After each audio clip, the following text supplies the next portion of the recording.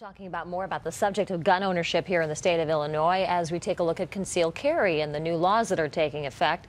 Anita Padilla has been taking an in-depth look at some of the issues surrounding the gun ownership that is changing here, and it's Ladies Locked and Loaded is the name of her report. What happens after you act in self-defense, and could you really shoot another human being? Let's get over to Anita right now with a special guest, Dr. Schreier, but first we have a little soundbite here for you. I really do feel bad about for the family. He's somebody's father, he's somebody's son. But the circumstances at that time, I believe, just called for what I did. All right, that victim acted in self-defense when he was faced with a man who broke into his home armed with a gun. He ended up fighting back with a knife and stabbing that victim to death. Now, guns are less personal, but just as deadly. And the question here is, are you mentally prepared to pull the trigger? I mean, really pull out that gun and shoot when the time comes. And after you do it, then how are you going to feel after taking another person's life? The new state law, the concealed carry law, means civilians are going to have to make a split-second decision whether to take another life. And a lot of people think that they can do it. In fact, police train for it. And that's what we see right here, right now, with one of our Facebook friends who went through training. But, you know, when it really happens, you can't believe this, but there's oftentimes remorse. Forensic psychologist Dr. Daniela Schreier is joining us here this morning. And good morning. Thank you for joining us here on Good Day Chicago. Really, people would feel remorse after shooting somebody that broke into their home? It's hard to believe. Absolutely. Good morning, Anita. It's lovely to be with you. Yes, your action of a split second, that means you pull the gun and the trigger, will impact your entire life. And I'm talking about actually self-defense trauma. Ask any police officer or soldier. They are trained to kill in the line of duty. Now, you've spoken with police officers who've had to act, not necessarily in self-defense, but they have to do their job. You told me on the phone that, you know, people suffer what you call post-traumatic stress disorder, PTSD, from acting out and doing their job.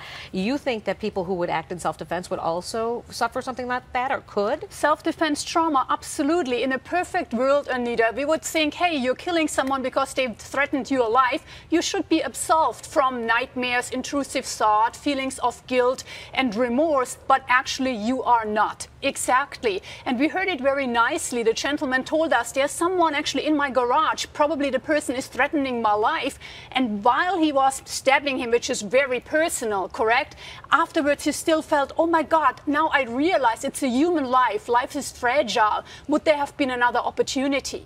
Yes, and oftentimes, too, in the middle of an investigation, details come out about the victim, well, which actually is the intruder or the so-called bad guy, but they also have a backstory. They have a family, and people learn to find out a little bit more, and then they feel bad about the story and the circumstances. Absolutely. And I think the circumstances are the most important, and also your own character, temperament and personality, okay? If it was very clear to you and you were very sober, there was no alcohol and drugs involved, this person intruded or on the street attacked you and your family, you can reason much easier and say, it was my life or his life, and I took it. But it doesn't mean that you will not be remembered of it for the rest of your life. You'll think about it. Very often people go into treatment. Police officers get treatment. And if these people who are trained for that suffer it, and they know much better when and how to use a gun, how would you not, as a lady on the street or a gentleman, have the very same feelings? Dr. Schreier, thank you very much for joining us live, or joining us here on Good Day Chicago, and giving us some perspective on this from the other end as well. We appreciate it.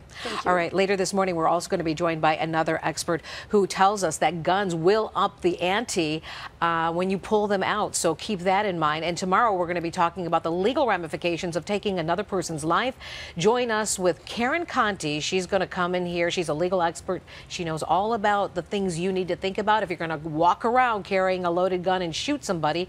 Again, we are not telling you what to do when it comes to this new law, but we want you to make an informed decision. Back to you, Anna. Thanks, Anita.